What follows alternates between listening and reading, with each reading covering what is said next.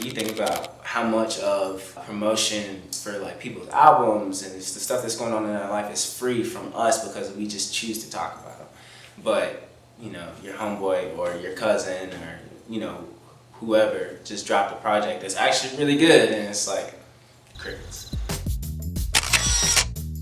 So, my name is Rashaad King. I am from Burlington, North Carolina, which is a few minutes from Greensboro. Yeah. And what do you do? I am a singer.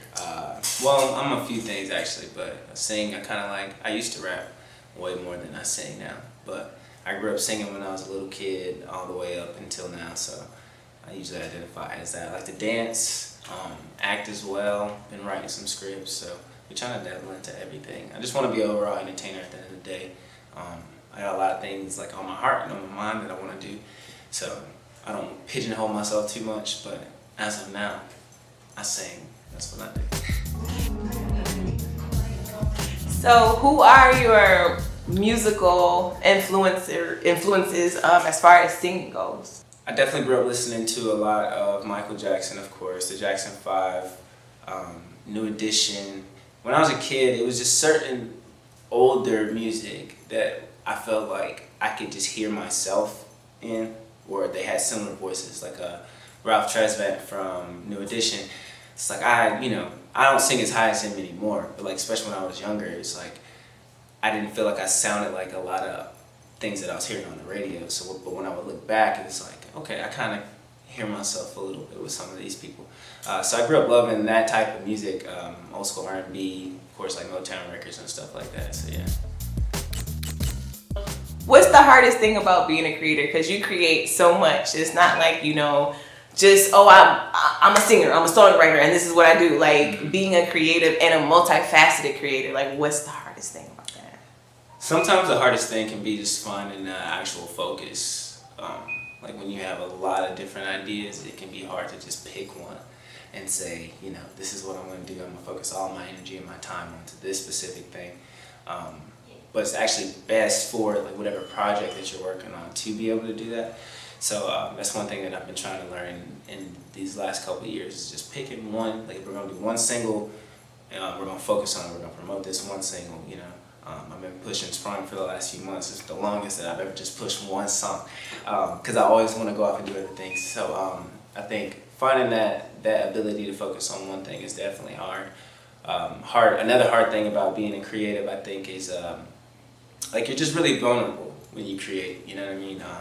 We walk around like we are like the hardest and the coolest and the baddest of people, you know what I'm saying? But at the end of the day, we got feelings too, you know what I'm saying? And we're all vulnerable, we're human. So, when you put something out there into the world doesn't always like what you put out there. And that's just a reality that you kind of got to get used to from the jump, honestly. If you're going to be any type of creative, I don't care if you're making cakes, you know what I'm saying? Somebody's going to eat it and not like it, so you just got to get used to that. That and just trying to, build buzz and like attention and support. Like the way that type of stuff works, it's like it's seasonal, and then in another rate, it's like it's a timing thing too.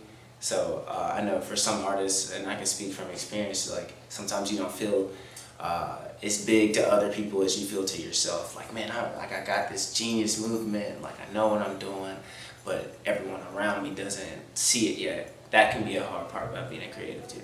I feel like I'm going through that right now where like I'm on the cusp of something great and like family. I just root for me for real. Like that's all. I'm not asking for nothing, just root for me. It's so wild that you say that too, because I was having that moment today. I think that especially when it comes to friends and family, you can like watch them like show up for other people and pull up to events and mindlessly promote.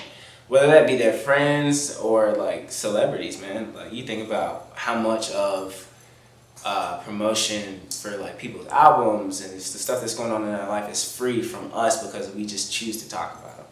But your homeboy or your cousin or whoever just dropped a project that's actually really good and it's like crickets. So, for the people who are supporters, I'm the type of person, I really do try my best, like, not to focus on the negative, even though it's really hard not to sometimes, especially when there are different types of creators out there. Like, some people don't care, you know what I'm saying, about their art. Some people more so are just like, you know, I want money, I want fame, I want this, I want that, you know. But for people who are creating, like, because they Lord, because they truly love music, or they truly love whatever it is that they do, like, it does hurt, like, when you see people just kind of like overlook you and stuff. So if you are a supporter, support your people, you know what I'm saying, share their stuff, buy the merch, you know.